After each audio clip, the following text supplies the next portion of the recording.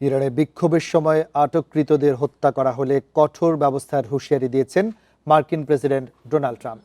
ইরানিদেরকে বিক্ষোভ চালিয়ে যাওয়ারও আহ্বান জানিয়েছেন তিনি। এদিকে ট্রাম্প সহিংসতায় উস্কানি দিচ্ছেন জাতিসংঘে এমন অভিযোগ করেছেন ইরানের রাষ্ট্রদূত।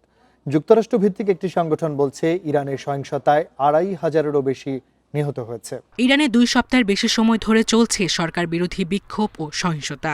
যুক্তরাষ্ট্র ভিত্তিক মানবাধিকার সংস্থা HRAN এর দাবি 28 ডিসেম্বর থেকে নিরাপত্তা বাহিনীর সদস্য সহ 2,500-এর বেশি মানুষ নিহত হয়েছে।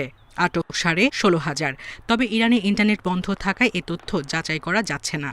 মার্কিন পররাষ্ট্র মন্ত্রণালয় জানিয়েছে ইরান সরকার শিগগিরই এক বিক্ষোভকারীর ফাঁসি কার্যকর করতে যাচ্ছে। বিক্ষোভকারীদের মৃত্যুদণ্ড দিলে কঠোর পদক্ষেপ নেবে ওয়াশিংটন, জানিয়েছেন ডোনাল্ড ট্রাম্প।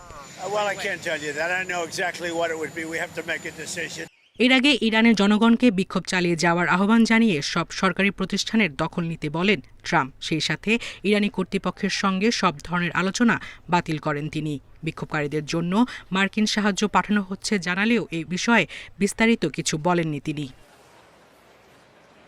এদিকে যুক্তরাষ্ট্রের বিরুদ্ধে ইরানের রাজনৈতিক অস্থিতিশীলতা ও সহিংসতা উস্কে দেওয়ার অভিযোগ করে জাতিসংঘ নিরাপত্তা পরিষদে চিঠি দিয়েছেন ইরানি রাষ্ট্রদূত আমির সাইদ ইরাওয়ানি।